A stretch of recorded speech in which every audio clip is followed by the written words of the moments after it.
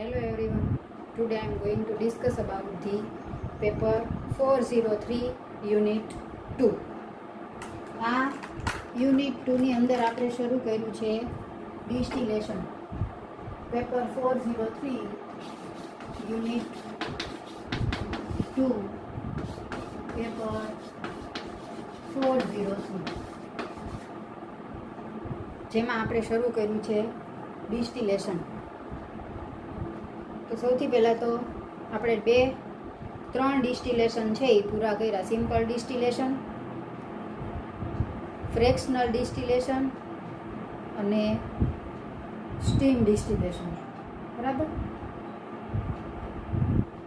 આપણે total 7 distillation હતા. Simple distillation, fractional distillation, steam distillation, vacuum distillation અને એના જેવું જ એર સેન્સિટિવ વેક્યુમ ડિસ્ટિલેશન અને ઝોન પાથ ડિસ્ટિલેશન.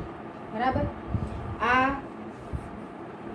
ડિસ્ટિલેશનમાંથી આપણે 3 ડિસ્ટિલેશન છે એ કમ્પ્લીટ કર્યા. હવે છે ચોથું ડિસ્ટિલેશન, વેક્યુમ ડિસ્ટિલેશન.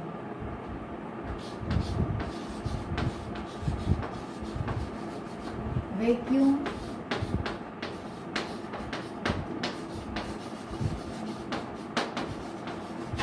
ડિસ્ટિલેશન.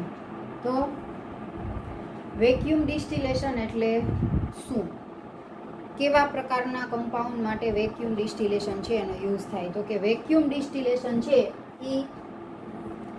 એની અંદર વેક્યુમ પંપનો યુઝ કરવામાં આવે છે અને જેનું બોઇલિંગ પોઈન્ટ હાઈ હોય એવા અને હીટ સેન્સિટિવ કમ્પાઉન્ડ હોય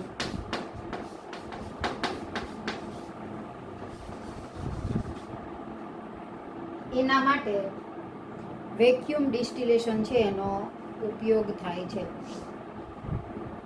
હાઈ બોઇલિંગ પોઈન્ટ અને હીટ સેન્સિટિવ કમ્પાઉન્ડ એના માટે વેક્યુમ ડિસ્ટિલેશન છે એ વપરાય છે, જેની અંદર વેક્યુમ પંપનો યુઝ કરવામાં આવે છે.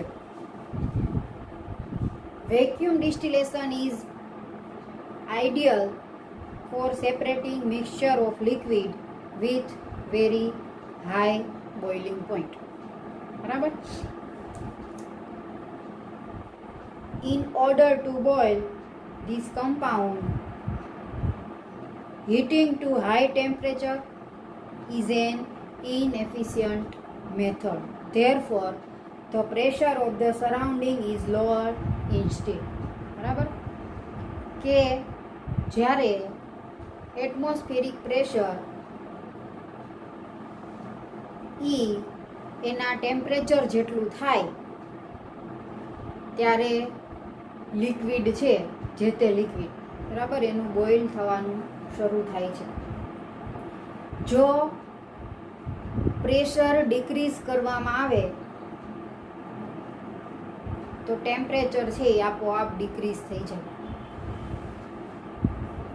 એવા કમ્પાઉન્ડ માટે વેક્યુમ ડિસ્ટિલેશન છે એનો યુઝ થાય છે કે હીટ સેન્સિટિવ કમ્પાઉન્ડ હોય કે જેને આપણે હીટ કરીએ તો ડીકમ્પોઝ થઈ જાય, એટલું એનું ટેમ્પરેચર છે કે તમે એને ગરમ કરો તો એ ડીકમ્પોઝ થઈ જાય. બરાબર, તો આપણે શું કરવાનું? તો કે એનું બોઇલિંગ પોઈન્ટ છે એ ડિક્રીઝ કરીએ. બરાબર, તો આપને પ્યોર લિક્વિડ છે એ મળે. The lowering of the pressure enable the component to boil at lower temperature. Once the vapor pressure of the component is equal to its temperature. એટલે એટમોસ્ફિરિક પ્રેશર એટલે કે vapour pressure is equal to temperature એટલે આપણે pure liquid છે એ મળે. એટલે આપણે જો એનો પ્રેશર છે એ ઘટાડીએ તો આપણે ટેમ્પરેચર છે એટલે બોઇલિંગ પોઈન્ટ છે એ આપોઆપ ઘટી જાય. બરાબર, એ કોના બરાબર હોય? તો કે ટેમ્પરેચર છે એ સરાઉન્ડિંગના પ્રેશર બરાબર હોય છે. It is converted into a vapour. ત્યારબાદ એ વેપરમાં કન્વર્ટેડ થાય છે. ડિસ્ટિલેશન કોલમમાંથી અથવા કન્ડેન્સરમાંથી પસાર કરીએ એટલે એ કૂલ થાય અને આપણે પ્યોર લિક્વિડ છે એ મળે. These vapour are then condense and collected as the distillate. ત્યારબાદ એને ડિસ્ટિલેટ ફ્લાસ્ક હોય એની અંદર કલેક્ટ કરવામાં આવે છે. તો vacuum distillation method is also use to obtain high purity sample of compound that decompose at high temperature. કે હાઈ ટેમ્પરેચરે ડીકમ્પોઝ થઈ જતા હોય એવા કમ્પાઉન્ડ માટે વેક્યુમ ડિસ્ટિલેશન છે એનો યુઝ થાય છે. એનું બીજું નામ છે ડિસ્ટિલેશન અંડર રિડ્યુસ પ્રેશર અથવા તો વેક્યુમ ડિસ્ટિલેશન. આપણે અહીંયા એની ફિગર ડ્રો આઉટ કરીએ છીએ. આગળ જે ડિસ્ટિલેશન કર્યા એના જેટલી જ છે, ખાલી આની અંદર એટલો ફેરફાર છે કે આપણે અંદર વેક્યુમ પંપ છે એનો યુઝ કરવામાં આવે છે. સૌથી પહેલાં RBF ફ્લાસ્ક લેવામાં આવે છે. એની અંદર જે લિક્વિડનું વેક્યુમ ડિસ્ટિલેશન કરવાનું છે એવું ઇમ્પ્યોર લિક્વિડ ભરવામાં આવે છે.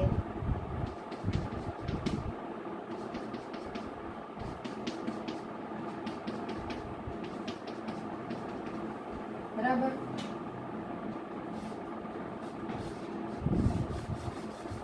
ઉપર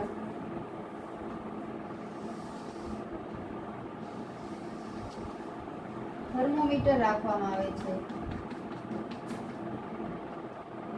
ત્યારબાદ આ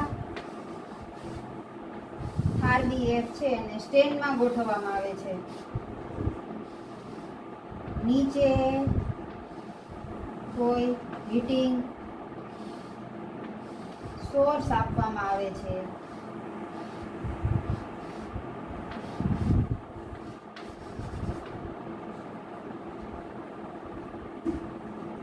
અને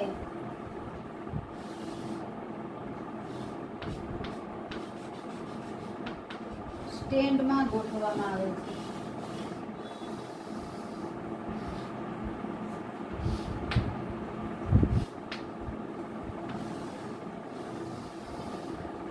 બરાબર. આની અંદર જે તે લિક્વિડ છે કે જેનું ડિસ્ટિલેશન કરવાનું છે એ ઇમ્પ્યોર લિક્વિડ છે એ ભરવામાં આવે છે. બરાબર. ત્યારબાદ એમાંથી એની સાથે આપણે એઝ ઇટ ઇઝ શું જોડતા હતા, કન્ડેન્સર જોડવામાં આવે છે.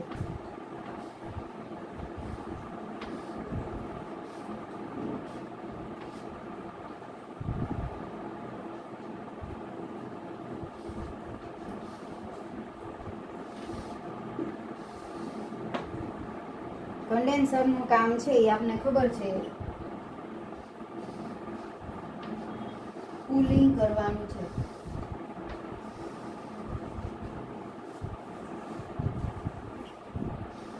આ કન્ડેન્સર છે.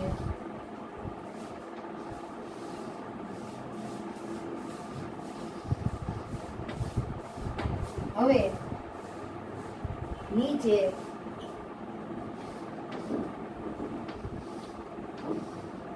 એક ફ્લાસ્ક રાખવામાં આવે છે.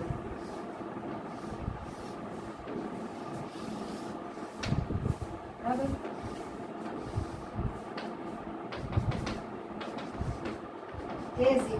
જેમાં આપણે પ્યોર લિક્વિડ છે એ મળે છે. હવે આ પ્યોર લિક્વિડ છે એની સાથે વેક્યુમ જોડી અને એનું ટેમ્પરેચર છે એ ડિક્રીઝ કરવામાં આવે છે. આપણે અહીંયા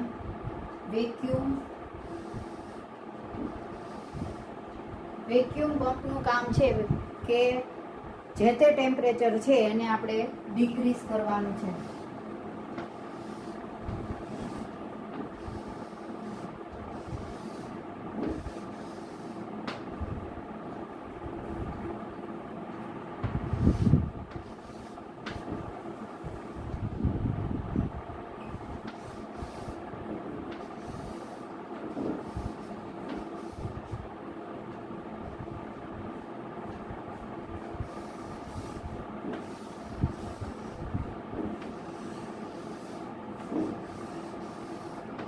આ વેક્યુમ છે,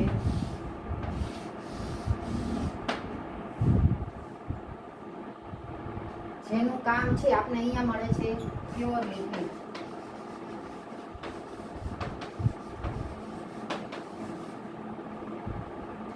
આપણે એક્ઝામ્પલ લઈ ગ્લિસરોલ.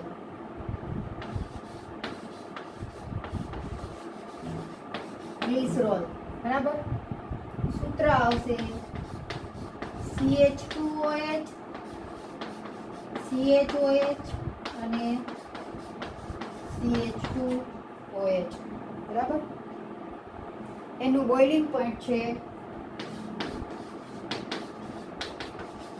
290 ડિગ્રી.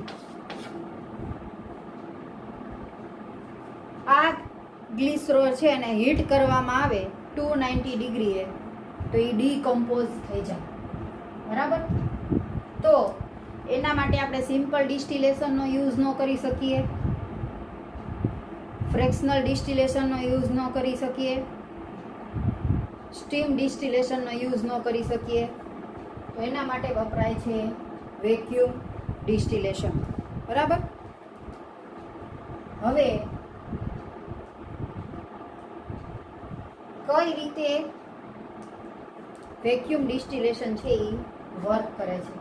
તો કે આપણે જે તે લિક્વિડ ભર્યું ઇમ્પ્યોર છે બરાબર. પછી આપણે એની સાથે કન્ડેન્સર જોડ્યું અને વેક્યુમ પંપ બરાબર. આ વેક્યુમ પંપ છે એ જે તે લિક્વિડ છે એનું ટેમ્પરેચર છે એ ડિક્રીઝ કરે છે. કેટલું થાય? તો કે સામાન્ય રીતે બોઇલિંગ પોઈન્ટ છે 290 ડિગ્રી બરાબર. 290 ડિગ્રીએ બોઇલિંગ પોઈન્ટ 290 ડિગ્રી પ્રેશર છે કેટલું હોય છે? તો કે 1 એટમોસ્ફિરિક પ્રેશર 760 mmHg 760 mmHg અને બરાબર 1 એટમોસ્ફિરિક પ્રેશર. હવે આ પ્રેશર પ્રોપોઝનલ ટેમ્પરેચર બરાબર. ટેમ્પરેચર ડિક્રીઝ થાય તો પ્રેશર પણ ડિક્રીઝ થાય.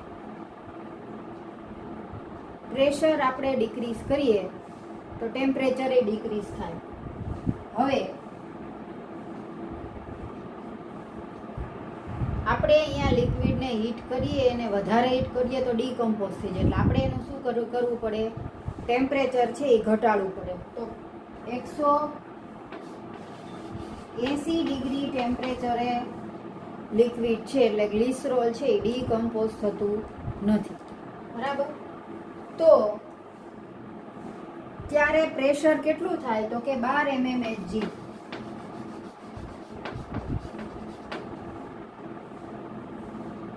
કેટલું હતું? એટમોસ્ફિરિક પ્રેશર 760 mmHg. ત્યારે એનું બોઇલિંગ પોઈન્ટ 290 ડિગ્રી હતું. વેક્યુમ પંપની મદદથી આપણે એનું ટેમ્પરેચર ઘટાડી અને કર્યું છે 180 ડિગ્રી. 180 ડિગ્રીએ ગ્લિસરોલ છે એ ડીકમ્પોઝ થતું નથી બરાબર. ત્યારે એનું પ્રેશર છે એ 12 mmHg જેટલું હોય છે. સપોઝ આટલું થઈ ગયું એટલે અહીંયા તમને પ્યોર લિક્વિડ છે એ મળશે. આ પ્યોર લિક્વિડ છે એનું પ્રેશર એ ઘટી ગયું અને ટેમ્પરેચર એ ઘટી ગયું. એટલે કે એવા લિક્વિડ જે હીટ સેન્સિટિવ હોય અને એટમોસ્ફિરિક પ્રેશરે ડીકમ્પોઝ થતા હોય તો એના માટે વેક્યુમ ડિસ્ટિલેશન છે એનો યુઝ થાય છે. મેં તમને આગળ સમજાવેલું હતું કે આ એક વેસલ છે એની અંદર H2O ભરેલું છે. પ્રેશર છે એટમોસ્ફિરિક 760 mm. બોઇલિંગ પોઈન્ટ છે 100 ડિગ્રી. હવે આપણે એને હીટ કરવાનું છે. અહીંયા કોઈ હીટ સોર્સ આપીએ, આપણે એને હીટ કરવાનું છે, બરોબર. 50 ડિગ્રી એ પહોંચશે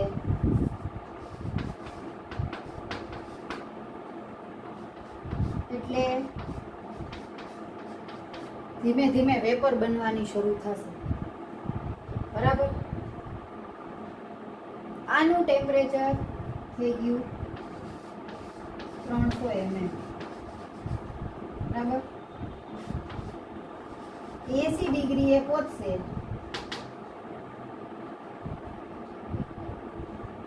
વધી ગયું, બરાબર. તો આ થઈ ગયું 600 mm. હવે 100 ડિગ્રીએ બોઇલ થવાનું શરૂ થશે. ત્યારે કોના જેટલું થશે? એના એટમોસ્ફિરિક પ્રેશર જેટલું થશે. ત્યારે H2O છે એ બોઇલ થવાનું શરૂ થશે, બરાબર. એટલે આપણે કહી શકીએ કે એટમોસ્ફિરિક પ્રેશર અને બોઇલિંગ પોઈન્ટ એક થાય ત્યારે જે તે લિક્વિડ છે એનું બોઇલ થવાનું શરૂ થાય છે, બરાબર.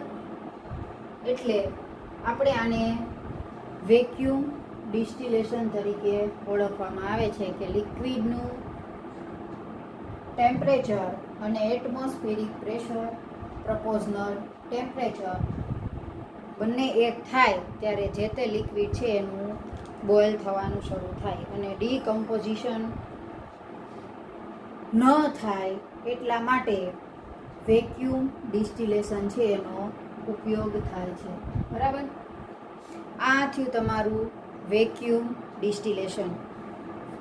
એક્ઝામ્પલ લીધું હતું ગ્લિસરેલનું. High boiling point, heat sensitive compound હોય એના માટે, એટલે કે જલ્દીથી ડીકમ્પોઝ થઈ જતા હોય એના માટે વેક્યુમ ડિસ્ટિલેશન છે એનો ઉપયોગ થાય છે, જેનું બીજું નામ છે ડિસ્ટિલેશન અંડર રિડ્યુસ પ્રેશર, બરાબર. પછી તમારે બીજું ડિસ્ટિલેશન આવે છે એર સેન્સિટિવ વેક્યુમ ડિસ્ટિલેશન, કે for compound that are sensitive to air, કે એર પ્રત્યે સેન્સિટિવ કમ્પાઉન્ડ હોય એના માટે એર સેન્સિટિવ વેક્યુમ ડિસ્ટિલેશન છે એ યુઝ થાય છે. આના જેવું જ છે, વધારે કંઈ ફેરફાર નથી.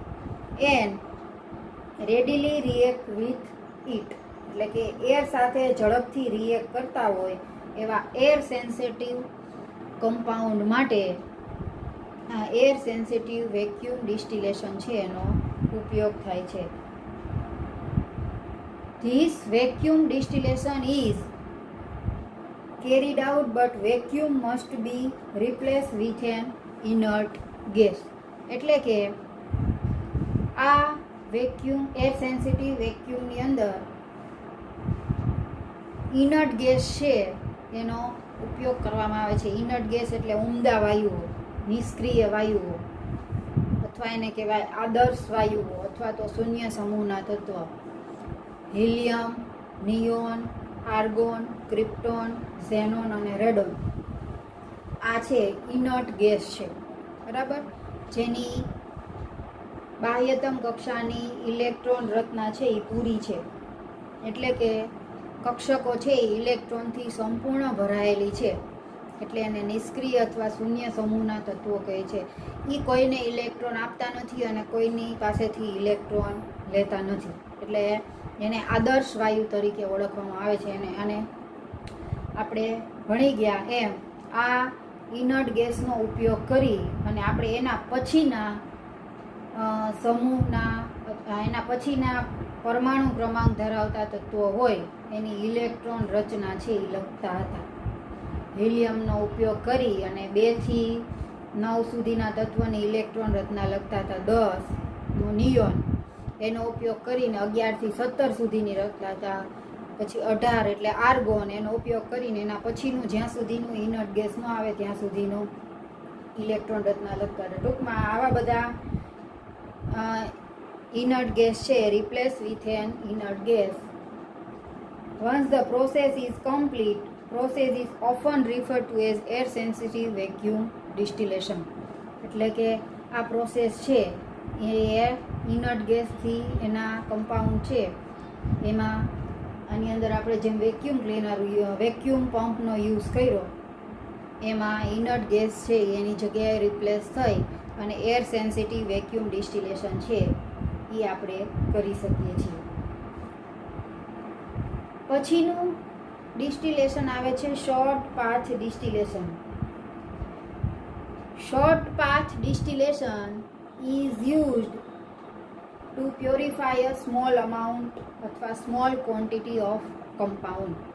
કે ઓછી ક્વોન્ટિટી ધરાવતા કમ્પાઉન્ડ હોય એના પ્યોરિફિકેશન માટે આ શોર્ટ પાથ ડિસ્ટિલેશન છે એનો ઉપયોગ થાય છે. That is unstable at high temperature. એટલે કે હાઈ ટેમ્પરેચર આપવામાં આવે તો એ અનસ્ટેબલ રહે છે. બરાબર. This is done under lower pressure levels and generally involves the distillate traveling a very small distance before being collecting. એટલા માટે એને શોર્ટ પાથ ડિસ્ટિલેશન તરીકે ઓળખવામાં આવે છે.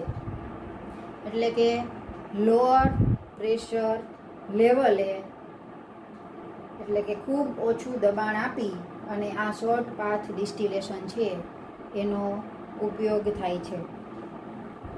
The reduced distance traveled by the distillate in this method wastage along the walls to the apparently. એટલે કે અહીંયા પ્રેશર રિડ્યુસ કરી અને ખૂબ જ ઓછા લો પ્રેશરે આ શોર્ટ પાથ ડિસ્ટિલેશન છે એનો ઉપયોગ થાય છે. બરાબર. પછી આપણે આટલા ડિસ્ટિલેશન છે એ અહીંયા પૂરા થઈ ગયા છે. Air sensitive vacuum distillation, short path distillation અને ઝોન ડિસ્ટિલેશન. ઝોન ડિસ્ટિલેશન છે એ આના જેવું જ છે. એમાં એક કરતાં વધારે ઝોન પાળી અને જે તે લિક્વિડ મિક્સચર છે જે તે લિક્વિડ છે એનું પ્યોરિફિકેશન છે એ કરવામાં આવે છે. બરાબર. આ ઝોન ડિસ્ટિલેશન છે એ ઇન્ડસ્ટ્રીની અંદર એનો વધારે ઉપયોગ થાય છે. ઝોન ડિસ્ટિલેશનનો ઉપયોગ કરી અને તમે જો એક કરતાં વધારે પેલા હોય ઝોન પાડી અને આ જે તે લિક્વિડ મિક્સચર છે અથવા જે તે લિક્વિડ છે એનું પ્યોરિફિકેશન છે એ કરવામાં આવે છે. બરાબર. અહીંયા આપણે ડિસ્ટિલેશન છે એ પૂરું થાય છે. ઇમ્પોર્ટન્ટ તમારે છે simple distillation, fractional distillation, steam distillation અને વેક્યુમ ડિસ્ટિલેશન. છેલ્લા 3 છે air sensitive distillation, short path અને ઝોન ડિસ્ટિલેશન. એ તમારે પૂછાતા નથી એટલે પૂછાવાની શક્યતા છે એ ઓછી છે. આપણું અહીંયા ડિસ્ટિલેશન છે એ પૂરું થાય છે. ફરી એકવાર જે ઇમ્પોર્ટન્ટ ડિસ્ટિલેશન છે એનો ઉપયોગ રિપીટ કરી દો. સિમ્પલ ડિસ્ટિલેશન છે કે 30 ડિગ્રી કરતાં હાઈ બોઇલિંગ પોઈન્ટ ધરાવતા લિક્વિડ મિક્સચર માટે સિમ્પલ ડિસ્ટિલેશન છે એનો ઉપયોગ થાય છે. એની અંદર ડિસ્ટિલેશન ફ્લાસ્ક અથવા RBF લેવામાં આવે છે એની સાથે કન્ડેન્સર જોડવામાં આવે છે અને નીચે જે તે લિક્વિડ છે એનું સેપરેશન કરવામાં આવે છે. બરાબર. અહીંયા મિક્સચર હોય છે, એમાંથી કન્ડેન્સરમાંથી પસાર થાય, ઇનલેટ અને આઉટલેટ હોય છે, ફરતી બાજુ કુલિંગ થતું હોય એટલે વેપર કન્વર્ટેડ ઇન્ટુ લિક્વિડ. એ લિક્વિડ છે અહીંયા તમને મળે છે. ધારો કે ઇમ્પ્યુરિટી હોય અથવા નોન વોલેટાઇલ કમ્પાઉન્ડ હોય તો બીજું લિક્વિડ છે એને ફરી પાછું ટેમ્પરેચરે ગરમ કરવામાં આવે છે. જે તે હીટ થઈ જાય એટલે આ ફ્લાસ્ક લઈ અને એની જગ્યાએ બીજો ફ્લાસ્ક અથવા બીજું વેસલ મૂકી અને બીજું લિક્વિડ કલેક્ટ કરવામાં આવે છે અને આની અંદર નીચે નોન વોલેટાઇલ કમ્પાઉન્ડ અથવા ઇમ્પ્યુરિટી પડી રહે છે અને બે લિક્વિડ છે એ સેપરેટ થઈ જાય. જો ઇમ્પ્યુરિટી ન હોય અથવા નોન વોલેટાઇલ કમ્પાઉન્ડ ન હોય તો તમારે એકનું પ્યોરિફિકેશન થઈ ગયું તો બીજું આની અંદર જે વધે એ તમારું સેકન્ડ લિક્વિડ. બરાબર. ફ્રેક્શનલ ડિસ્ટિલેશનની અંદર ફ્રેક્શનલ કોલમ લગાવવામાં આવે. એ ફ્રેક્શનલ કોલમને આપણે કોની સાથે જોડી? કન્ડેન્સર સાથે. બરાબર. કે જેના બોઇલિંગ પોઈન્ટ નજીક હોય, બિલો 30 એટલે કે 30 ડિગ્રી કરતાં નીચા બોઇલિંગ પોઈન્ટ ધરાવતા લિક્વિડ મિક્સચર માટે આ ફ્રેક્શનલ ડિસ્ટિલેશન છે એનો ઉપયોગ થાય છે. અને ફ્રેક્શનલ કોલમ અલગ અલગ પ્રકારની હોય છે. ટૂંકમાં એક લિક્વિડ છે કે જેનું કન્ડેન્સરમાંથી વેપરમાં કન્વર્ટ થયું તો બીજુંનું બોઇલિંગ પોઈન્ટ એના જેટલું જ હોય એટલે થોડોક જ ડિફરન્સ હોય તો એ પણ સાથે એની વેપર બનવાની શરૂ થાય તો આપણે એને આગળ જવા દેવાનું નથી. એના રસ્તામાં આપણે અડચણ ઊભી કરવાની છે તો વચ્ચે આપણે અડચણ તરીકે રાખી છે ફ્રેક્શનલ કોલમ. એ ફ્રેક્શનલ કોલમની રચના એવી હોય છે, મેં તમને બતાવેલી હતી ત્યારે કંઈ રિપીટ કરતી નથી. એવી રચના છે કે બીજું લિક્વિડ છે એ ફરી પાછું ત્યાં જઈ વેપર બની અને ફરી પાછું એમાં ને એમાં પડે. બરાબર. ત્યાં સુધીમાં ફર્સ્ટ લિક્વિડ છે કે જેનું બોઇલિંગ પોઈન્ટ ઓછું છે એનું સેપરેશન છે એ થઈ ગયું હોય છે. બીજું લિક્વિડ જે છે મિક્સચરમાં એ અહીંયા તમારા આરબીએફની અંદર પડ્યું રહે છે. બરાબર. સ્ટીમ ડિસ્ટિલેશન હતું એ એવું જ હતું, વધારે કાંઈ ડિફરન્સ હતો નહીં. આરબીએફ જોડ્યું હતું, આ જોડ્યું હતું અને સ્ટીમ આપવામાં આવતી હતી. બરાબર. સ્ટીમ આપવામાં આવે એટલે જે તે વોટર ઇનસોલ્યુબલ હોય અને સ્ટીમમાં સોલ્યુબલ કમ્પાઉન્ડના મિક્સચરના કમ્પાઉન્ડ માટે આ સ્ટીમ ડિસ્ટિલેશન છે એનો ઉપયોગ થતો હતો. એટલે કે અહીંયા એવું લિક્વિડ મિક્સચર ભરવામાં આવે કે વોટરની અંદર ઇનસોલ્યુબલ હતું, એના બે હતા, એકની અંદર વોટર હતું, એની સ્ટીમ બનાવી અને આપણે એને બીજામાં ભરતા હતા કે બીજાની અંદર ઓલરેડી લિક્વિડ છે એ ભરેલું હતું. જે લિક્વિડ સ્ટીમની અંદર ડિઝોલ્વ હતું, વોટરની અંદર ઇનસોલ્યુબલ, ફરી પાછું એને ગરમ કરવામાં આવતું હતું એટલે અહીંયા તમને બે લિક્વિડ મળતા હતા. ડેન્સિટીના આધારે બંને છે એને અલગ પાડવાના હતા. વોટરની ડેન્સિટી છે એ ઓછી હોય એટલે એ ઉપર હતું અને જે તે લિક્વિડની ડેન્સિટી વધારે હતી એટલે નીચે હોય. પછી સેપરેટિંગ ફનેલની મારફતે એને સેપરેટ કરવામાં આવતા હતા. અને હતું પેલું અત્યારે જે કર્યું એ વેક્યુમ ડિસ્ટિલેશન. એની અંદર ખૂબ હાઈ બોઇલિંગ પોઈન્ટવાળા અને એર સેન્સિટિવ કમ્પાઉન્ડ હોય તો એના માટે વેક્યુમ ડિસ્ટિલેશનનો ઉપયોગ થતો હતો કે વેક્યુમથી એનું બોઇલિંગ પોઈન્ટ છે એ ઘટાડવામાં. શું કામે? કેમ કે એને હીટ કરવામાં આવે તો એટલા બોઇલિંગ પોઈન્ટ એ ડીકમ્પોઝ થઈ જાય. ડીકમ્પોઝિશન અટકાવવા માટે વેક્યુમ ડિસ્ટિલેશન છે એનો યુઝ થાય. વેક્યુમની મદદથી એનું ટેમ્પરેચર ઘટાડવામાં આવે. એ એટમોસ્ફિરિક પ્રેશર જેટલું થાય એટલે આપણે અહીંયા પ્યોર લિક્વિડ છે એ મળતું હતું. પ્રી પ્રપોઝનલ ટી એટલે કે પ્રેશર છે એ ટેમ્પરેચર જેટલું થાય, ટેમ્પરેચર ડિક્રીઝ થાય તો પ્રેશરે ડિક્રીઝ થાય. બરાબર. આપણે 180 ડિગ્રી એક્ઝામ્પલ લીધું હતું ગ્લિસરોલનું. 180 ડિગ્રીએ ગ્લિસરોલ છે એ ડીકમ્પોઝ થતું નથી ત્યારે પ્રેશર છે એ 12 mmHg જેટલું હોય છે ત્યારે આપણે પ્યોર લિક્વિડ છે એ મળે છે. બરાબર. અહીંયા આપણું ડિસ્ટિલેશન છે એ પૂરું થાય છે. નેક્સ્ટ પોઈન્ટ છે એબ્સોર્પ્શન. બરાબર, ડિસ્ટિલેશન પૂરું થઈ ગયું. હવે એના પછીનો પોઈન્ટ છે એબ્સોર્પ્શન, જેને કહેવાય અધિશોષણ. આ એબ્સોર્પ્શન છે એ તમે 11-12ની અંદર ભણી ગયા છો. અધિશોષણ એટલે શું? આપણે યુનિટ ઓપરેશનની અંદર આવે છે એબ્સોર્પ્શન. તો આ અધિશોષણ એટલે કે એબ્સોર્પ્શન શું છે? તો કે absorption or gas absorption is a unit operation used in chemical industry to separate gases by washing or scrubbing.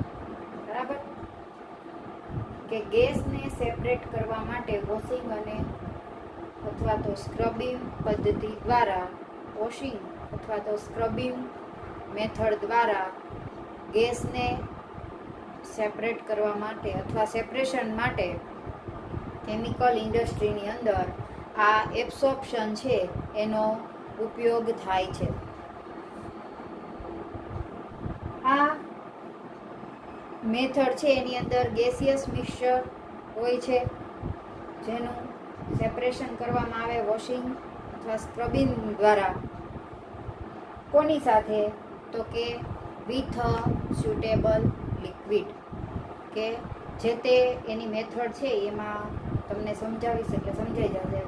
એટલે કે સ્યુટેબલ લિક્વિડ સાથે એની પ્રોસેસ કરવામાં આવે ત્યારે ગેસિયસ છે એનું એબ્સોર્પ્શન થાય છે. Absorption or gas absorption is a unit operation used in a chemical industry to separate gases by washing or scrubbing a gas mixture with a suitable liquid.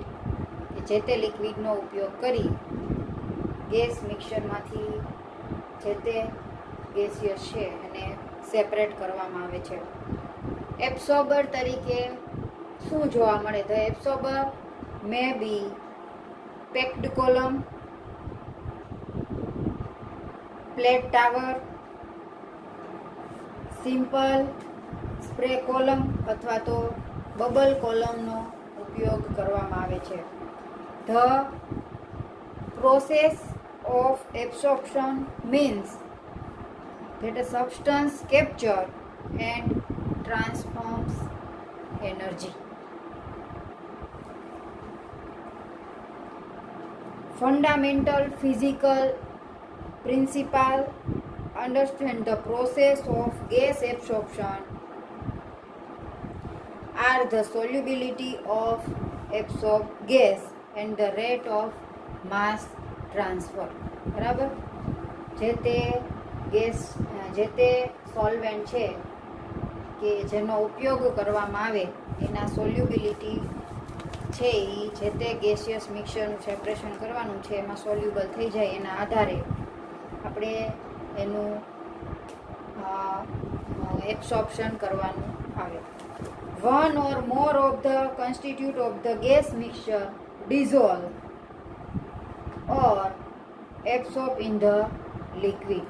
બરાબર, કે એક કરતાં વધારે કમ્પાઉન્ડ હોય અથવા કોન્સ્ટિટ્યુટ હોય ગેસ મિક્સચરની અંદર, એ કાં તો જે તે સુટેબલ સોલ્વેન્ટની અંદર ડિઝોલ્વ થાય અથવા તો એબ્સોર્બ થાય જે તે લિક્વિડ અથવા જે તે સુટેબલ સોલ્વેન્ટ છે and can be removed from the mixture, અને ત્યારબાદ એને મિક્સચરમાંથી દૂર કરવામાં આવે અને એનું સેપરેશન કરવામાં આવે છે.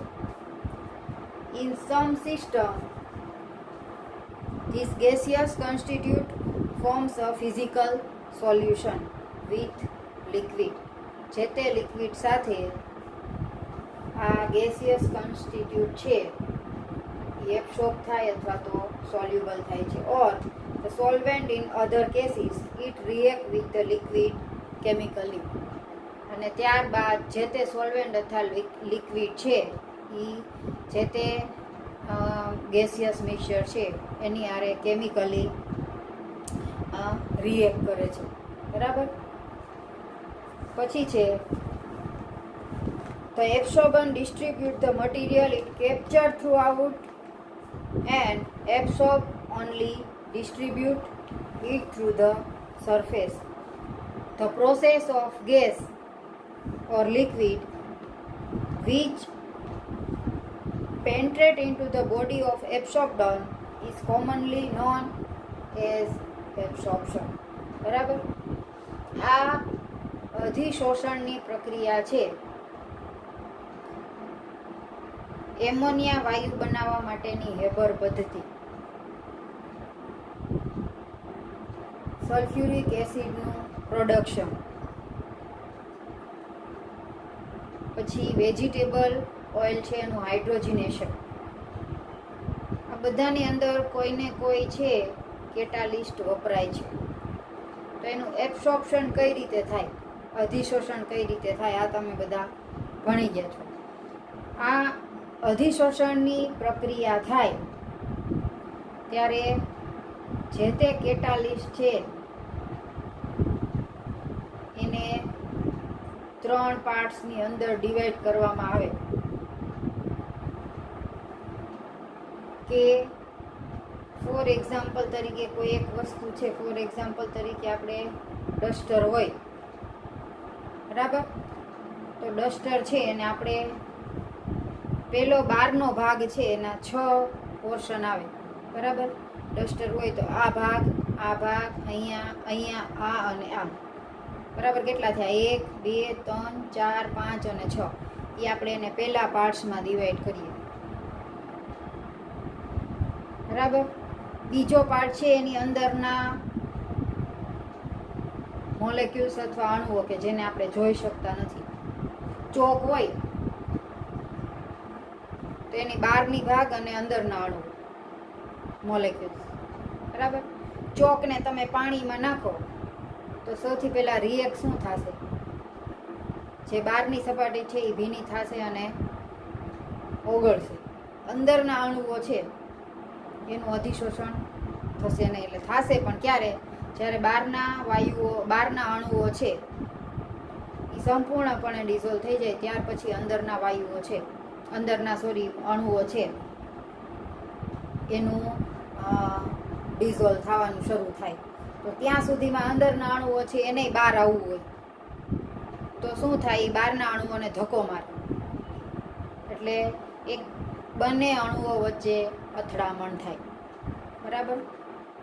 આ સિદ્ધાંત ઉપર અધિશોષણ છે એ કાર્ય કરે છે. એટલે અહીંયા છે વાયુ અધિશોષણ.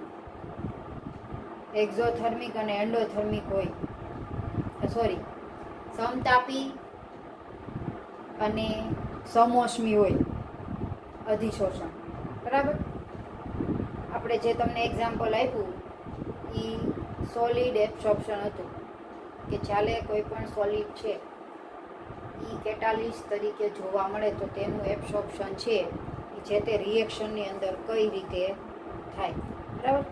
એટલે આ રીતે એબ્સોર્પ્શન છે એ જોવા મળે છે. આપણે યુનિટ ઓપરેશનની અંદર છે ગેસ એબ્સોર્પ્શન.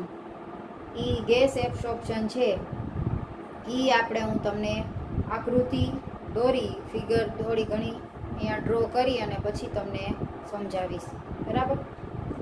એટલે કે એબ્સોર્પ્શન છે એવું યુનિટ ઓપરેશન છે કે ગેસિયસ મિક્સચર છે એને સેપરેશન કરવામાં આવે કોઈ પણ સોલ્વેન્ટની મદદથી, બરાબર? અને એની અંદર એબ્સોર્બન્ટ તરીકે